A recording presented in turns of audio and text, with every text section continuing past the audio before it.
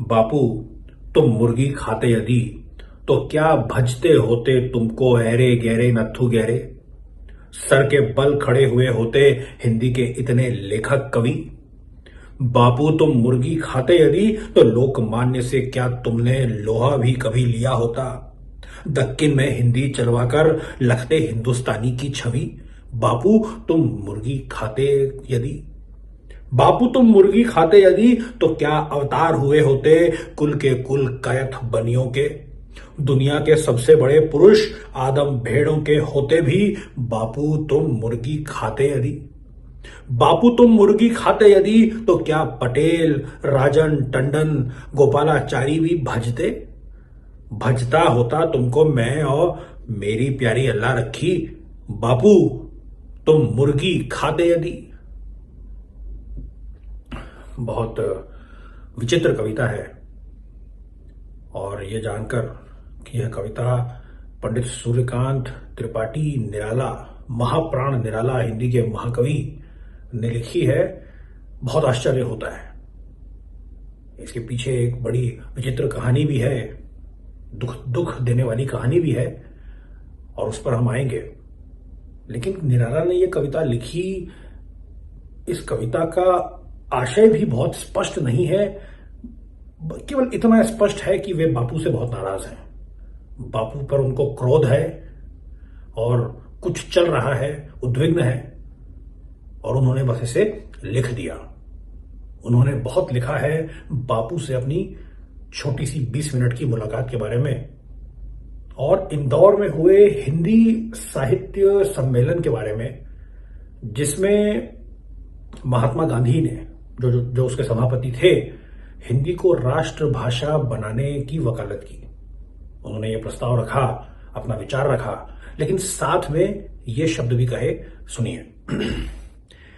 इस मौके पर मैं अपने दुख की कुछ कहानी कह दूं। हिंदी भाषा राष्ट्र भाषा बने या न बने, मैं उसे छोड़ नहीं सकता। तुलसीदास का पुजारी होने के कारण हिंदी पर मेरा मोह रहेगा ही। लेकिन हिंदी बोलने वालों में रविंद्रनाथ कहाँ हैं, प्रफुल्ल चंद्र राय कहाँ हैं, जगदीश बोस कहाँ हैं। ऐसे और भी नाम मैं बता सकता हूं। मैं जानता हूं कि मेरी अथवा मेरे जैसे हजारों की इच्छा मात्र से ऐसे व्यक्ति थोड़े ही पैदा होने वाले हैं। लेकिन जिस भाषा को राष्ट्रभाषा बनना है, उसमें ऐसे महान व्यक्तियों के होने की आशा रखी ही जाएगी। महात्मा गांधी एक प्रकार से निराशा व्यक्त कर रहे थे कि हिंदी बोलने वाले, हिंदी लिखने वालों में बहुत बड़े नाम नहीं हैं। महाप्राण निराला संभवतः वहां उपस्थित रहे होंगे।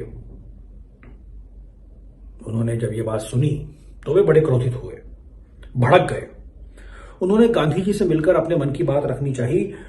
बहुत मुश्किल के बाद, बहुत प्रयासों के बाद उन्हें बड़ी मुश्किल से 20 मिनट का समय दिया गया। वे मिले उनसे और बातचीत के बारे में निराला ने खुद ही लिखा है। आइए देखते हैं क्या लिखा है।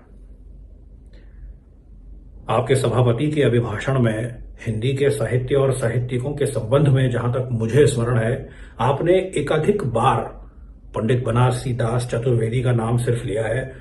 आपका हिंदी के साहित्यिकों पर कैसा प्रभाव पड़ेगा, क्या आपने सोचा है? मैं तो हिंदी कुछ भी नहीं जानता। तो आपको क्या अधिकार है कि आप कहें कि हिंदी में रविंद्रनाथ ठाकुर कौन है? मेरे कहने का मतलब कुछ और था। यानी आप रविंद्रनाथ ठाकुर जैसा साहित्यिक हिंदी में नहीं देखना चाहते, प्रिंस द्वारकानाथ ठाकुर का नाती या नोबेल पुरस्कार प्राप्त मनुष्य देखना चाहते हैं। यह संवाद सुनकर वहां मौजूद सभी लोग सन्न रह गए। लोग ताज्जुब से निराला जी की तरफ देखने लगे। निराला आगे लिखते हैं, मैंने स्वस्थ चित्त हो महात्मा जी से कहा, बंगला मेरी वैसी ही मातृभाषा है जैसे हिंदी। रविंद्रनाथ का पूरा साहित्य मैंने पढ़ा है। मैं आपसे आधा घंटा समय चाहता हूं, आधा घंटा। कुछ चुनी हुई चीजें रविंद्रनाथ की सुनाऊंगा, उनकी कला का विवेचन करूंगा, साथ कुछ हिंदी की चीजें सुनाऊंगा। मेरे पास समय नहीं है।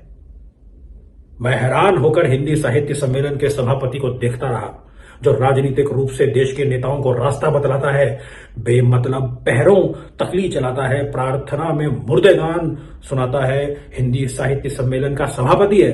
लेकिन हिंदी के कवि को आधा घंटा समय नहीं देता।